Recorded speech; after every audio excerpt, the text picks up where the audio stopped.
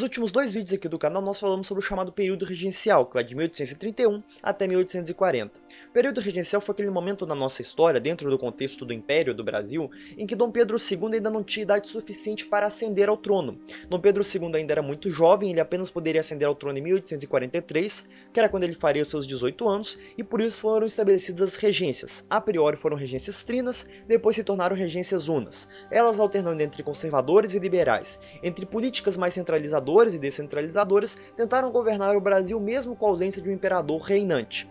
No entanto, mesmo com as suas políticas alternando entre esses dois partidos, alternando no seu modo de ser, ainda assim eles não conseguiram criar aqui no Brasil uma unidade nacional, um clima de prosperidade. Isso se demonstra pelas sucessivas rebeliões que estouraram aqui no Brasil, algumas pedindo reformas institucionais e outras ameaçando a unidade nacional. Tudo isso nós falamos nos últimos dois vídeos, ou seja, se você quiser aprofundar sobre isso ou rever, veja os últimos dois vídeos. E nesse vídeo nós vamos começar de onde nós paramos no vídeo anterior, que é quando os liberais, descontentes com a atual regência una, que era liderada por um conservador, eles vão até a Assembleia Legislativa e declaram que Dom Pedro II já teria idade suficiente para ascender ao trono. Nesse momento da nossa história, portanto, nós temos o conservador no poder, que ainda assim não conseguiu colocar um clima de unidade nacional, que ainda assim nós tínhamos revoltas acontecendo no Brasil, em especial a Farroupilha, mas também havia algumas outras no norte, e por causa disso é formado o chamado Clube da Maioridade, principalmente composto por liberais, mas também existiam conservadores nele. Esse clube, também com grande apoio do povo, começa a proclamar que Dom Pedro já teria idade para poder ascender ao trono. Na verdade, essa ideia já vem desde 1835, mas ela ganha muito destaque em 1840. Eles, portanto, vão até a Assembleia Legislativa e pedem que Dom Pedro assumisse o trono. É feito um abaixo-assinado por vários deputados e senadores em que eles pedem que Dom Pedro finalmente se tornasse o nosso imperador. E é a partir desse ponto que nós vamos continuar a história do Brasil. Mas antes, é claro, de começar, não se esqueça de se inscrever aqui no canal, deixar o seu like se eu gostei, nos seguir nas redes sociais, tanto Parler quanto Instagram, também entrar no grupo do WhatsApp que nós temos aqui, tá tudo aqui na descrição, e também, é claro, deixar qualquer dúvida, comentário, sugestão aqui embaixo. Pois bem, então tendo feito essa proclamação, os liberais e alguns conservadores pedindo que Dom Pedro fosse declarado com a maioridade necessária para assumir o trono, a Assembleia Legislativa faz a seguinte proclamação que eu vou ler para vocês porque ela é muito elucidativa. Brasileiros. A Assembleia Geral Legislativa do Brasil, reconhecendo o feliz desenvolvimento intelectual de Sua Majestade Imperial, o Senhor Dom Pedro II, com que a divina providência favoreceu o Império de Santa Cruz, reconhecendo igualmente os males inerentes a governos excepcionais e presenciando o desejo unânime do povo desta capital, convencida de que, com este desejo está de acordo o de todo o Império, para conferir-se ao mesmo augusto senhor o exercício dos poderes que, pela Constituição lhe competem, houve por bem, por tão poderosos motivos, declará-lo em maioridade, para o efeito de entrar imediatamente no pleno exercício desses poderes, como imperador constitucional e defensor perpétuo do Brasil. Brasileiros, estão convertidas em realidades as esperanças da nação. Uma nova era apontou, seja ela de união e prosperidade. Sejamos nós dignos de tão grandioso benefício. Passo da Assembleia Geral, 23 de julho de 1840. Portanto, vocês percebem nesta proclamação que eles colocam como que você teve um período de grande excepcionalidade dos antigos governos regenciais, essa experiência republicana, como vai ficar conhecida, que não conseguiu criar um clima de estabilidade nacional e que, para sobrepujar essa má experiência que nós tivemos, era necessário que Dom Pedro II assumisse o poder. Também é nessa proclamação que nós vemos que Dom Pedro é colocado como uma figura que está intelectualmente desenvolvida, e de fato esta vai ser uma imagem cultivada por Dom Pedro até o fim e depois do seu reinado. A imagem de um imperador intelectualmente desenvolvido, de um homem inteligente que falava diversas línguas, que sabia sobre as mais diversas ciências. Essa imagem, portanto, ela já começa nesse momento dessa proclamação e vai se estender até o final do Império. Em 1840, portanto, Dom Pedro ele é declarado em sua maioridade. Em 1841 nós temos aí a coroação e a sagração de Dom Pedro II. O Brasil, reavendo algumas tradições que Portugal não tinha, que era o ritual da chamada coroação, ele, portanto, faz toda essa pomposa celebração, que ficou conhecida durante a história do Brasil, durante todo o segundo reinado, como clima de festa, que foi a coroação de Dom Pedro II como imperador do Brasil. E é com a coroação de Dom Pedro, e a partir de 1841, na verdade de 1841 até 1864, que nós vamos ter o período de consolidação do Império. Nesse vídeo nós vamos falar de 1840 até 1850, que é essa primeira década, muito muito importante, e no próximo nós vamos falar de 1850 até 1864, que é quando nós temos o estourar da Guerra do Paraguai. Esse período, portanto, esses primeiros 24 anos, são importantíssimos, pois é nesse momento que nós temos a consolidação do Império. É nesse momento, nessa primeira década que nós vamos falar aqui no vídeo, que nós vamos ter grandes mudanças na dinâmica, tanto econômica como política do Brasil, que vão propiciar o desenvolvimento político e econômico do Brasil nas próximas 2 décadas. Vai ser um período de grande desenvolvimento e estabilidade interna por causa desta década que nós vamos abordar aqui nesse vídeo. Então nós podemos falar, por exemplo, de grandes avanços desse período, a começar pelo chamado Clube da Maioridade. O Clube da Maioridade, como nós falamos, foi aquele que pediu a vinda de Dom Pedro ao trono e que mais tarde se transformou no chamado Ministério da Maioridade. Portanto, existia um ministério cujo objetivo era auxiliar Dom Pedro nos primeiros anos de reinado. Esse ministério era composto principalmente pelos Andradas, sim, os irmãos e parentes de José Bonifácio, ele que já havia morrido em 1838, mais uma vez iriam atuar de modo direto no governo, agora aconselhando Dom Pedro II. Os Andradas vão ser uma família muito importante no Brasil até o final do Império. Um dos netos de José Bonifácio, sobrinho e neto de José Bonifácio, ficou conhecido como José Bonifácio Moço, por exemplo, vai ser um importante senador aí do Império até o seu fim. Portanto, a família dos Andradas é muito importante e mais uma vez ela ganha protagonismo nesse momento. Além, é claro, portanto, da formação desse ministério, cujo objetivo era ajudar Dom Pedro, você tem nesse momento a atuação mais uma vez veemente da figura do Barão de Caxias. Barão de Caxias, nesse momento, ele consegue reprimir a chamada Farroupilha em 1845. Portanto, ele liderando o exército imperial, ele consegue mais uma vez conseguir com que o Rio Grande do Sul voltasse a fazer parte do Império.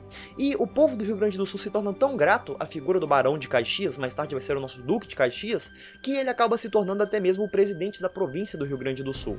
Ou seja, de fato aí você teve uma grande exaltação da figura do Barão de Caxias, que vai ser muito importante para a história do Império e que começa também a se consolidar nesse momento. Também um fato muito importante que aconteceu nesse período, na verdade 2 anos antes, em 1843, foi o casamento de Dom Pedro II com Teresa Cristina. Ela, que era uma princesa das Duas Sicílias, é um estado que ficava ali no sul da Itália, fica na ponta da bota da Itália, e que mais tarde vai ser absorvido pelo Reino da Itália durante o processo de unificação italiana. Temos vídeo aqui no canal falando só sobre a unificação italiana. Ela nesse momento, portanto, se casa com Dom Pedro II por procuração. O casamento acontece, portanto, em Nápoles, e ela vem para o Brasil. De fato, não teve muito gosto do Dom Pedro em relação a ela quando ela chegou. Ele achava ela muito bonita por retrato, mas quando ela conheceu ele pessoalmente, ele não gostou tanto, houve uma certa tristeza dele em relação a isso, mas com o tempo o casal conseguiu aí se prosperar. Eles tiveram vários filhos. A maioria dos filhos faleceu, não sobrou nenhum menino vivo, apenas 2 filhos sobreviveram na verdade, que foi a chamada Princesa Isabel e a Princesa Leopoldina, foram os únicos 2 filhos aí que sobreviveram. Além disso, outras considerações importantes também sobre esse período é que se antes de 1845 o café não era um mercado tão atrativo para a elite brasileira e para o mercado brasileiro, a partir de 1845 o café começa a ascender no mercado internacional e é nesse momento que grande parte dos recursos do Brasil começam a se direcionar para o café. Ele, que vai ser o braço central de toda a economia do Império, começa a ganhar mais notoriedade a partir de 1845. Portanto, você percebe que um dos grandes sustentáculos econômicos do Império, ele vem exatamente nessa década de 40, que foi o café, a sua ascensão após 1845. Outra grande consideração também desse período, além dessa consideração econômica, é uma consideração política muito importante. Em 1847, houve uma reforma em que foi criado um novo cargo este conhecido como Presidente do Conselho de Ministros, em outras palavras, Primeiro-Ministro. Ou seja, a partir de 1847, você tem o início de um processo de descentralização do poder das mãos do imperador e de fundamentação do parlamentarismo no Brasil. É claro que esse processo ele vai passar por ajustes e melhoramentos ao longo do segundo reinado, de modo que cada vez mais o imperador ia perdendo o poder e concedendo esse poder para outras instituições, e o primeiro grande golpe, vamos dizer assim, em relação ao poder moderador e a descentralização do poder, já vem em 1847 com a criação do cargo de primeiro-ministro. Então era mais ou menos assim que funcionava. Você tinha a eleição para os deputados eles acabavam formando a maioria no parlamento. Esta maioria indicava um primeiro-ministro, um presidente do Conselho de Ministros, que era nomeado pelo imperador. O imperador poderia tirá-lo do poder a qualquer momento, mas o imperador nomeando este ministro, que ou era liberal ou era conservador, acabava por possibilitar que este sujeito montasse o ministério, ou seja, o ministério já não era mais de obrigação do imperador, mas sim do primeiro-ministro. Então, portanto, este primeiro-ministro ia governar o Brasil com o aval do imperador. E aí a gente percebe que, com o passar do amadurecimento político, Dom Pedro II ia alternando conservadores e liberais no governo, de modo que, quando uma política de um já estava excedendo ou já estava não sendo tão eficiente, ele colocava outro no poder. Então você percebe no segundo reinado uma grande alternância do poder entre liberais e conservadores, exatamente pelas dinâmicas promovidas pelo imperador Dom Pedro II. Então, graças a esses dois grandes avanços, essas duas grandes mudanças, a ascensão do café e a criação do cargo de primeiro-ministro com a descentralização política, foi possível estabelecer no Brasil uma base para o desenvolvimento nacional.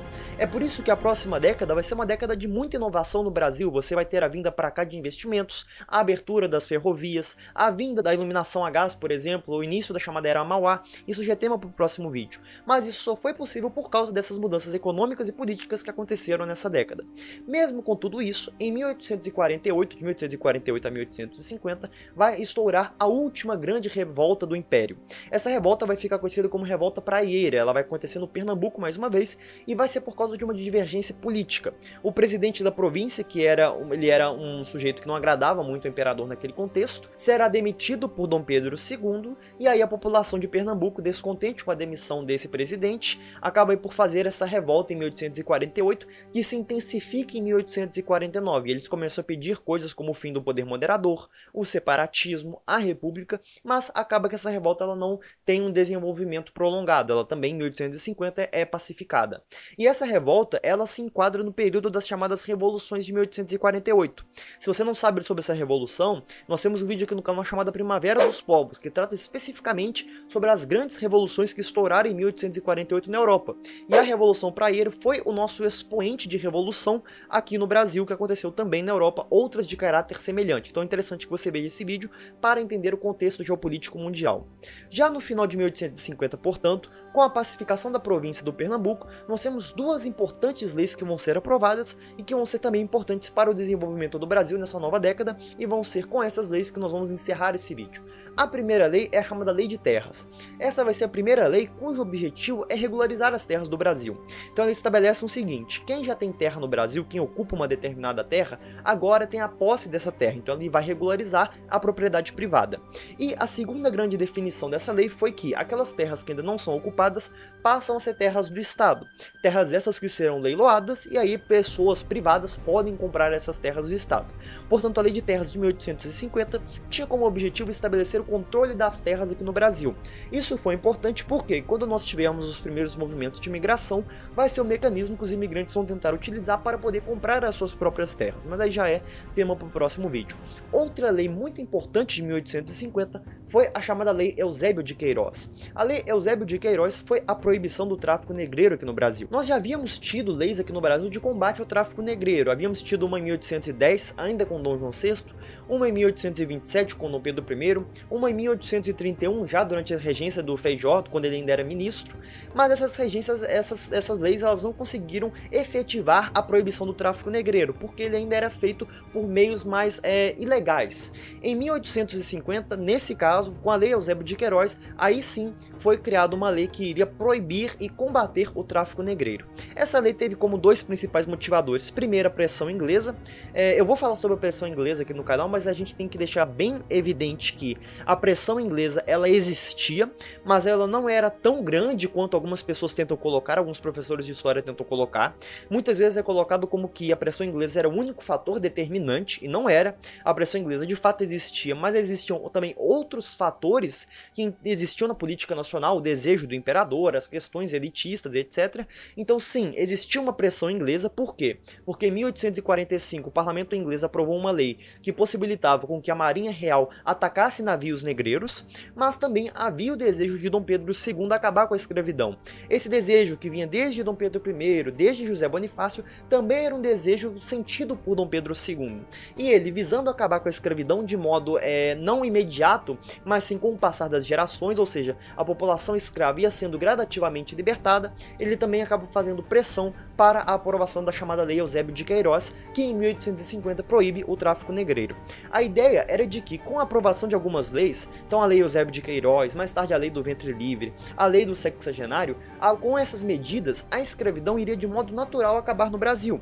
Isso de fato aconteceu. Na época da nossa independência, por exemplo, a população escrava era 45% mais ou menos. Já no final do Império era menos de 10%, ou seja, você teve um decréscimo do número de escravos no Brasil por causa dessas leis paliativas que visavam diminuir a escravidão gradativamente no Brasil, já que se você tentasse acabar com a escravidão de uma vez, poderia acontecer o que aconteceu nos Estados Unidos, que foi uma guerra civil, ou poderia acontecer igual aconteceu no Haiti em 1791, uma grande revolução de escravos. Também aconteceu coisa parecida no Brasil na Revolta dos Malês, a gente já falou sobre isso nos vídeos anteriores. Portanto, a Lei Eusébio de Queiroz de 1850 é a primeira lei que vai ser posta em prática que visava combater abertamente a escravidão. Ela, portanto, proíbe o tráfico negreiro no Brasil.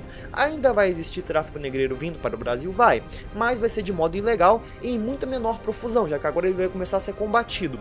E essa lei, ela vai ter um impacto econômico muito importante. Por quê?